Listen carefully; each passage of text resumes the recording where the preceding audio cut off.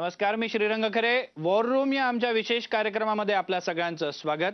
या war room मध्ये आज पंकजा मुंडे आलेले आहेत. आपण त्यांच्याशी बातचीत करणार आहोत. माझे सहकारी देखील या वॉर रूम मध्ये सहभागी झालेले आहेत. आपण पंकजाताईंपासून सुरुवात करूया. पंकजाताई, तुमचं एक विधान जे असतं ते नेहमी चर्चेत असतं की मी लोकांच्या मनातली मुख्यमंत्री आहे आणि याच्यावरनं नेहमी वाद होत असतो. काय नेमकं तुम्हाला सांगायचं असतं? मुळामध्ये माझं हे विधान नेहमीचं चर्चेत आहे हे म्हणणं चुकीचं होईल. माझ्या विधानाला ज्या पद्धतीने मांडलं गेलं ते वेगळं साऊंड केलेलं आहे. माझ्या एका कार्यक्रमात माझ्या एका सहकाऱ्यांनी, खासदारांनी काँग्रेसच्या सांगितलं की ताई तुम्ही महाराष्ट्राच्या मुख्यमंत्री, पहिल्या महिला मुख्यमंत्री व्हा. तर मी विनोदाने म्हटलं की बघा, हे व्यासपीठ असे जिथे काँग्रेसचा एक प्रतिनिधी मला भारतीय जनता पार्टीच्या मंत्र्याला सांगतो तुम्ही मुख्यमंत्री व्हा, तर ही माझ्यासाठी मोठी गोष्ट आहे. आणि मुंडे साहेब यांना लोक मनात मुंडे साहेब मुख्यमंत्री व्हावा असं लेख लोकांच्या मनात होतं. आणि त्याच्यामुळे की काय लोक कुठेही गेल्यावर मला हा आशीर्वाद देतात किंवा असं म्हणतात, तर या गोष्टीचा मी सन्मान करते की लोकांच्या मनामध्ये जर असं वाटत असेल तर हीच माझ्यासाठी मोठी गोष्ट आहे. ह्याचा अर्थ लोकांच्या मनातली मुख्यमंत्री मी आहे असं वाक्य माझ्या रेकॉर्डवर कुठेही दिसलं तर मला वाटतं हेच मी मानायला तयार आहे. पण माझ्या म्हणण्याचा अर्थाचा असा अनर्थ झालेला आहे. लोकांच्या मनातली मुख्यमंत्री मी आहे असं मी कधी म्हटले नाही. पण मुंडे साहेबांमुळे माझ्याकडे तो लोकांचा नेहमी फ्लो येतो आणि त्याचा अवमान मी नाही करू शकत. त्यामुळे मी म्हटलं हीच माझ्यासाठी फार मोठी गोष्ट आहे. लोकांची इच्छा लोकशाहीत महत्वाचीच, त्यामुळे तुम्ही त्या लोकशाहीचा जो उल्लेख करतात, मात्र कुठंतरी स्वतः पंकजा मुंडेंना सुद्धा आतून वाटत नाही का की आपण झालं पाहिजे? वडिलांचा वारसा आहे, ज्या पद्धतीनं त्यांनी महाराष्ट्राला नेतृत्व दिलं, एक संघर्ष यात्री नेतृत्व, त्याचबरोबर एक सकारात्मक मोठं त्यांनी काम करून दाखवलं, स्वतःला सुद्धा सिद्ध करून दाखवलं पाहिजे आणि ते पद त्यासाठी खूप आवश्यक असतं असं राजकारणात प्रत्येक माणूस जाणतो. हे पहा, मला एक आपल्याला फार क्लिअर सांगायचंय, कोणालाही स्वतःला सिद्ध करण्यासाठी पदाचीच आवश्यकता असं नाही. आणि हेच मी त्या दिवशी पण सांगत होते त्या कार्यक्रमात. पण आता मीडियाची खासियत आहे, त्यांना जे वरती मोठ्या लाईन लावायच्या ते त्यांनी लावल्या, पण माझ्या तोंडातलं वाक्य ते बदलू शकत नाही. आपण युट्यूबवर ते वाक्य आहे ते तपासावं. मुंडे साहेबांना ती खुर्ची कधी मिळाली नाही म्हणून ते लहान राहिले नाही, आणि जे खुर्चीवर त्या बसले ते मुंडे साहेबांपेक्षा मोठे नेते झाले असंही नाही. त्यामुळे जरुरी नाही की पदाची आपल्याला आवश्यकता आहे कुठल्या तरी मोठ्या आपल्याला एखाद्या लोकांच्या मनात उंची मिळवण्यासाठी. ते आपल्या कर्तृत्वाने आपल्याला मिळवता आहे, ते जरुरी नाही तेव्हा पद हवं असतं. मला जे पद माझ्या पक्षाने बहाल केले ते माझ्यासाठी मोठं पद आहे. ग्रामीण भागाच्या जनतेशी अटॅच होणारं हे पद आहे आणि त्याच्यामध्ये एखादा चांगला माइलस्टोन निर्माण करून एक चांगलं काम हे पंकजा गोपीनाथ मुंडेंनी केलंय, हे ही माझ्यासाठी सर्वात महत्वाची ओळख आहे. परंतु पद मिळालं तरी त्या जनतेसाठी जी तुमची कमिटमेंट आहे, जे करून दाखवायचं आहे, त्यासाठी जास्त फायद्याचं ठरणार नाही का? त्यासाठी तरी असं पद मिळालं तर फायद्याचंच ठरेल. मुळामध्ये कुठलंही पद हे कमी लेखण्यात काही अर्थ नाही. आज आम्ही मंत्रिमंडळामध्ये आहोत आणि आम्ही मंत्रिमंडळामध्ये आमचे मुख्यमंत्री आदरणीय देवेंद्रजी फडणवीस यांच्या टीममध्ये काम करत आहोत आणि तेव्हा आमच्या परीने आम्ही जे काम करतोय ती पण एक महत्वाची आमच्यासाठी भूमिका असणार आहे. त्यामुळे कोणतेही पद प्रत्येक वेळी मुख्यमंत्री पदच मिळालं तर माणूस परफॉर्म करतो, प्रधानमंत्रीच पद मिळालं तर परफॉर्म करतो असं नाही. आपल्या ताकदीने, आपल्या वयाला आणि आपल्या अनुभवाला जे आपल्याला पद मिळतं त्याची शोभा वाढवणं हे आपलं काम आहे आणि मुंडे साहेबांची शिकवण आहे.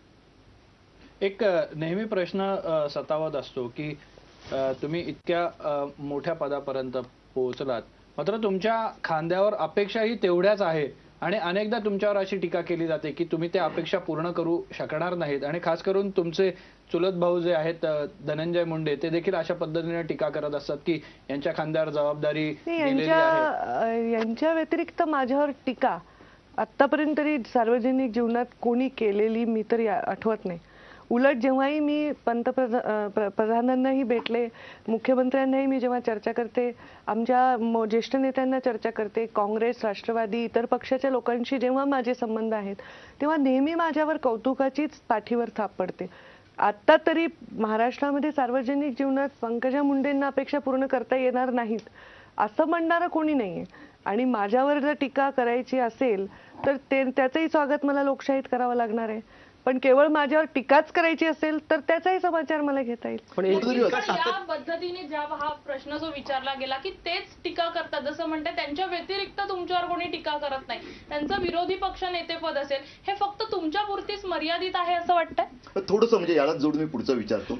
कुठंतरी तुम्हाला खरं तर खूप पूर्वी सुद्धा आपण जेव्हा एकदा वॉरूममध्ये भेटलो तेव्हा सुद्धा मी हा प्रश्न तुम्हाला विचारला होता की एक शाश्वत वैर वाटायला लागलं ते खरं तर बीड बारामती अगदी मुंडे साहेबांपासून चालत आलेलं कुठंतरी तुमची कोंडी करण्याचा तुम्हाला बीड जिल्ह्यापुरतं मर्यादित ठेवण्याचा म्हणजे आता प्राजक्तानं खूप योग्य शब्द वापरले की ते पद फक्त एक ठराविक अजेंडा देऊनच देण्यात आले असं वाटत नाही का?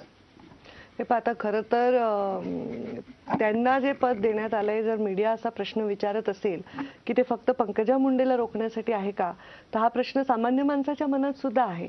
दरवेळी मी माझी जिंकण्याने माझी सिद्ध करून दाखवते. माझ्या नेतृत्वाची चुणूक असेल किंवा मुंडे साहेबांवर लोकांचा असलेला विश्वास अजूनही जो कायम आहे त्याच्याबद्दल मी पात्र असेल का नाही हे दरवेळी मी परीक्षा देऊन पास होते, मेरिटमध्ये पास होते.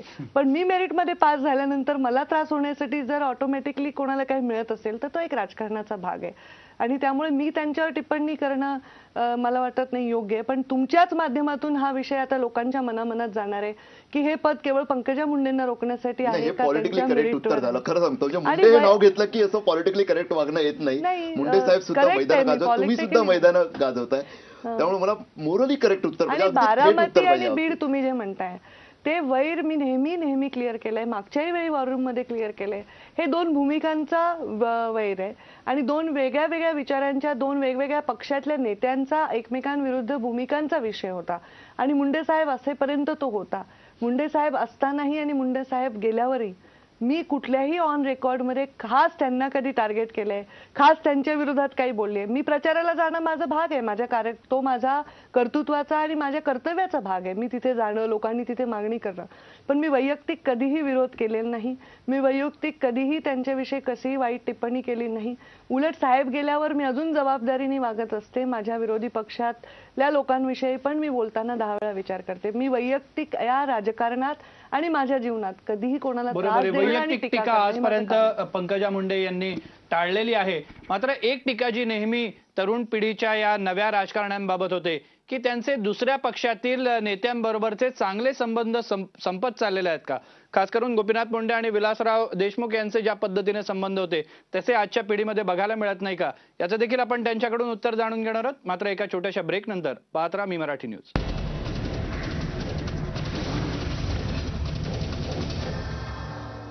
ब्रेक नंतर वॉररूम मध्ये आपलं पुन्हा एकदा स्वागत. पंकजाताई, विलासराव देशमुख आणि गोपीनाथ मुंडे यांची घट्ट मैत्री होती. अशी मैत्री हल्ली राजकारणात बघायला मिळत नाही आणि अशी टीका नेहमी होते की आजकालची जी राजकारणांची पिढी आहे ती दुसऱ्या पक्षातील नेत्यांबरोबर संबंध ठेवताना दिसत नाही. असं नेमकं का होतं? हा आरोप बरोबर आहे का? आता तुम्ही प्रश्न विचारल्यावर मी याच्यावर विचार करते. पण जुन्या पिढीसारखी नवी पिढी नसते हे मात्र आतापर्यंत ऑब्झर्व्ह करायला मिळालं.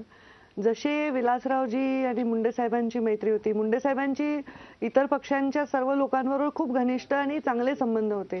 पूर्वीच्या पिढीला ती मॅच्युरिटी होती की आपलं राजकारण हे आपलं प्रोफेशन आहे, पण त्याच्या पलीकडे आपलं वैयक्तिक जीवन आहे आणि त्याच्यामध्ये त्यांची मैत्री, एकमेकांविषयीचे संबंध हे राजकारण स्वतःच्या पक्षाशी अतिशय प्रामाणिकपणे करून सुद्धा त्यांनी टिकवून धरलं होतं. आणि मला वाटतं ते नव्या पिढीने शिकलं पाहिजे. राजकारणामध्ये केवळ राजकारण 24 तास 24/7 राजकारण केलं पाहिजे असं काही नाही. तुमच्या निवडणुकांपुरतं ते राजकारण असलं पाहिजे आणि त्याच्यानंतर जनतेच्या भल्यासाठी आणि देशाच्या आणि राज्याच्या प्रगतीसाठी सगळ्यांनी जर काही चांगले निर्णय एकत्रितपणे घेतले तर त्याच्यात काहीच गैर नाही. असा पायंडा नवीन पिढीने पाडायला पाहिजे. अशी सुरुवात होताना तर कुठे मला दिसत नाहीये आणि म्हणूनच मी म्हटलं की आज मी परवा जेव्हा मी भारतीय विद्यापीठाच्या व्यासपीठावर गेले तर माझ्या म्हणण्याचा हाच हेतू होता की काँग्रेस, राष्ट्रवादी, इतर पक्षांच्या इतर कार्यक्रमांना जाण्यासाठी कोणाचा विरोध असण्याचं काही कारण नाही. चांगलं काम करत असेल तर त्याच्याविषयी चांगलं बोलणे आणि वाईट काम करत असेल तर मग त्याला अगदी कडाडून विरोध करणे हे दोन्ही गोष्टी राजकारण्यांच्या पण असायला पाहिजे. पण सध्या आहेत का आताच्या पिढीत? सध्या असं काही फारसं तर मला दिसत नाही कोणाचं मैत्रीचं नातं पक्षाच्या पलीकडे जाऊन. पण आता आम्ही ज्या महिला आमदार आहोत त्या खूप चांगल्या एकमेकांशी वागतो. आता प्रणिती शिंदे आहेत, त्या माझी खूप चांगली मैत्रीण आहेत. वर्षा गायकवाडांशी माझी खूप चांगली मैत्री आहे. गावित ताई आहेत, त्यांच्याशी आमचे खूप चांगले संबंध आहेत. तर जेव्हा आम्ही महिला आमदारांनी तरी हा पायंडा ठेवलाय की आम्ही एकत्र जेवतो, आम्ही एकत्र गप्पा मारतो, एकमेकांच्या बरोबर बाहेर जातो, आम्ही हे खूप नाही, पण ही मैत्री फक्त विधानसभेचं अधिवेशन असतं त्यापुरती मर्यादित आहे. कारण यापूर्वी जसं बघितलं, जसं श्रीरंग म्हणाला की अधिवेशन असो किंवा राजकारणाच्या बाहेर वैयक्तिक कार्यक्रमांमध्ये भेटणं, तसं काही होताना दिसत नाही. मधल्या काळात सगळ्या आमदारांचा एक युथ फोरम नावाचा ग्रुप होता. तो ग्रुपचं पुढे फारसं एक्झिस्टन्स आता दिसत नाहीये, किंवा त्या माध्यमातून सगळे आमदार एकत्र जोडलेले होते. तसे आहात का तुम्ही तरुण आमदारांशी जोडलेले? हो आहे, तसं नक्कीच आहे. आता आमचा एक ग्रुप पण आहे, युथ फोरम आमचा व्हेरी वेल चालू आहे आणि आम्ही अधिवेशनात जास्त भेटतो हे खरं आहे. कारण व्यस्ततेमुळे असेल, सगळे आपापल्या मतदारसंघात असतात. हल्ली व्यस्तता पण खूप वाढली आहे, हल्ली मीडियाचं पण खूप प्रेशर असतं, सोशल मीडिया वाढलाय, माणूस सतैव आपण काय करतो हे जगाला कसं कळेल याच्याकडे जास्त बिझी असतो. त्यामुळे मला वाटतं मैत्रीच्या बाबतीत सुद्धा अनैसर्गिक काहीतरी व्हायला नको, ते मनापासून झालं पाहिजे असं. नक्की एक प्रश्न विचारत होता. मुंडे साहेब हे मास लीडर होते, सर्वसामान्यांचे नेते होते. 6 महिने झाले आता या सरकारला, आणि ज्या पद्धतीची एक टीका होती की शेतकऱ्यांचा कैवार घेणारे हे सरकार नाही, ज्या मुद्द्यावर निवडून आलं, तुम्हाला कुठेतरी जो मघाचा मुद्दा होता भारतीय विद्यापीठातला, किंवा तो मुख्यमंत्री जनभावना आहे की मी मुख्यमंत्री व्हावं, कुठेतरी यातूनच आलेलं हे होतं का की हे मुख्यमंत्री जनभावना लोकांच्या मनातले नाहीत, मुंडे साहेब जसं मास लीडर होते तशी मी मास लीडर आहे, अजिबात असं नाहीये. उलट देवेंद्रजी फडणवीस यांच्या टीम मधली मी अगदी त्यांच्या जवळचा मंत्री आहे आणि देवेंद्रजी माझे नेहमीच ट्युटर राहिले आहेत, लीडर राहिलेले आहेत आणि ते खूप उत्कृष्ट मुख्यमंत्री आहेत. हे मला वाटतं पुन्हा एकदा ना खरोखर खूपच जास्त पॉलिटिकल करेक्टली तेच चाललेलं आहे. तुम्ही त्यांच्या जवळच्या मंत्रिमंडळातील एक मोठ्या मंत्री आहेत, त्याबद्दल शंकाच नाही. ग्रामविकास, महिला बालकल्याण, जलसंधारण, म्हणजे नरेंद्र मोदी, पंतप्रधान नरेंद्र मोदी यांच्या दृष्टीने जी जी महत्वाची खाती आहेत केंद्रापासून ते इथपर्यंतची, कारण त्यांचाच पॅटर्न इथे राबवला जातो, ती तुम्हाला देण्यातच आलेली आहेत. मात्र पंकज किंवा श्रीरंग सर्वजण जे विचारण्याचा प्रयत्न करतात, ते प्राजक्ताने सुद्धा तुम्हाला विचारलं, त्या प्रत्येक प्रश्नाचं तुम्ही पॉलिटिकली करेक्ट, म्हणजे तसं अभिप्रेत पण असतं राजकारण्यांकडून. मात्र थोडंसं आता अगदी की शेतकरी आत्महत्यांचा विषय, मुंडे साहेबांनी रान उठवलेलं, अगदी महाराष्ट्र ढवळून काढला, संघर्ष यात्रा काढल्या, अगदी त्यावेळेच्या राजकारण्यांना त्यांनी सळो की पळो करून सोडलेलं होतं. आता वेगळं काय चाललंय आपल्या मराठवाड्यात, बीड जिल्ह्यात 6 दिवसात 6 आत्महत्या. नाही, आय अंडरस्टँड, तुम्ही जे म्हणताय ते अगदी बरोबर आहे आणि मी त्याचंच उत्तर देत होते की पहिल्या प्रश्नाचं उत्तर मी दिलेलं आहे की माझं म्हणणं नाही की मी लोकांच्या मनातली मुख्यमंत्री आणि दुसरं कोणी नाही, हे चुकीचं आहे. हे माझ्यावर विषय लादण्याचा आता इथून पुढे तरी मीडियाने प्रयत्न करू नये. मी आणि दुसरी गोष्ट, आम्ही 30 ऑक्टोबर 2014 साली 31 ऑक्टोबरला आम्ही शपथ घेतलेली आहे. ह्या आत्महत्या, ही शेतकऱ्यांची परिस्थिती अनेक वर्ष झाले आहे आणि ती गेल्या 6 महिन्यात एकदम आमूलाग्र त्याच्यामध्ये बदल होईल हे विचार करणं पण अनैसर्गिक आहे. सर्वात महत्वाचा नारा भ्रष्टाचार मुक्त देश देण्याचा नरेंद्र मोदींनी दिला होता आणि या 1 वर्षामध्ये कुठल्याही भ्रष्टाचाराचा विषय हाताळला गेला नाही, कोणताही भ्रष्टाचार नजरेसमोर लोकांच्या आला नाही, म्हणजेच कोणताही भ्रष्टाचार झाला नाही आणि एक भ्रष्टाचार मुक्त देश देण्याचा नरेंद्र मोदींचा नारा त्यांनी खरा करून दाखवला. आता अनेक वर्षाचं ह्यांचं खरकटं काढण्यासाठी, म्हणजे ग्रामीण भागाच्या शब्दात सांगायचं झालं तर आम्हाला नवीन पंगत बसवल्यावर जो वेळ लागणार आहे तो आम्हाला देणं नैसर्गिक आमचा अधिकार आहे. पण शेतकऱ्यांच्या बाजूचेच आम्ही निर्णय घेतलेत. उसाला FRP देण्याचा निर्णय अनेक वर्षाचा होता, पण तो राबवण्याचं काम भारतीय जनता पार्टीच्या सरकार आल्यानंतर आम्ही केलेलं आहे. शेतकऱ्यांना जेव्हा अवकाळी पाऊस आला तेव्हा त्यांना पॅकेज देण्याचा निर्णय आम्ही घेतलेला आहे.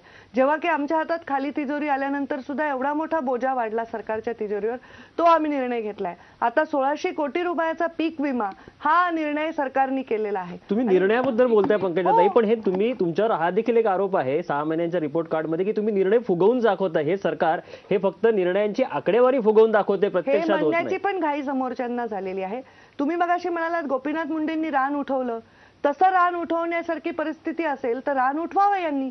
पण मला म्हणायचं की अजून आम्ही निर्णय काल डिक्लेअर करतो ना, आज तुम्ही म्हणतो हा निर्णय फुगवलेला आहे. काल आम्ही 1600 कोटी विमा देतो म्हणतो, तुम्ही आजच्या आज अकाउंटमध्ये भरा. हे कधी इतिहासात झालेलं आहे? तुम्हाला सरकारने ज्या जाहीर केलेल्या योजना आहेत त्या योजना योग्यपणे राबवण्यासाठी जो तांत्रिक वेळ द्यायचा असतो, जी प्रोसिजर फॉलो करायची असती, तो वेळ द्यावाच लागेल. असं आता सर्वांनी की मुंडे साहेबांनी त्यावेळी रान उठवलं होतं. आज शरद पवार दौऱ्यावरती जात आहेत दुष्काळी भागांच्या. योग्य वेळ आहे वाटतं दौरा करण्याची, उशीर होतोय की काय नक्की सांगा? ते विरोधी पक्षात आहेत, त्यांनी विरोधी पक्षासारखं वागलं पाहिजे. त्यांनी जनतेला आता तरी जाऊन भेटलं पाहिजे. अनेक वर्षाचा त्यांचा सत्तेचा काळ होता, त्याच्यानंतर आता ह्या दुष्काळाची परिस्थिती त्यांना आता जाणवली असेल असेल तर त्यांनी जायला काहीच हरकत नाही. तो त्यांच्या कर्तव्याचा भाग आहे, त्याच्यावर मी टिप्पणी करणं योग्य पाऊस आता नाही. पण अनेक वर्ष जी परिस्थिती आज उद्भवली आहे, कशामुळे महाराष्ट्राचं इरिगेशन मागे पडलंय? देवेंद्र फडणवीस आणि पंकजा मुंडे आणि आमच्या मंत्रिमंडळाचा ह्याच्यामध्ये काय रोल आहे? अनेक वर्षाचा हा विषय आहे आणि हा हाताळण्यासाठी जो वेळ आम्हाला हवा आहे तो आम्ही वेळ घेणार आहोत आणि आम्ही सक्सेसफुल त्याच्यामध्ये होणार आहोत. चांगले शासनाचे जनहिताचे निर्णय आम्ही घेणार आहोत. त्यांनी दौरा करावा त्याच्याबद्दल त्यांचं मी बरोबर आहे. आपण पंकजाताई यांच्याकडे असलेल्या खात्यांबद्दल तसंच येणाऱ्या काळामध्ये त्या नेमक्या कोणत्या योजना राबवणार आहेत किंवा कुठले निर्णय घेणार आहेत या संदर्भात देखील बातचीत करणार आहोत. मात्र एका छोट्याशा ब्रेक नंतर पाहत राहा मी मराठी न्यूज.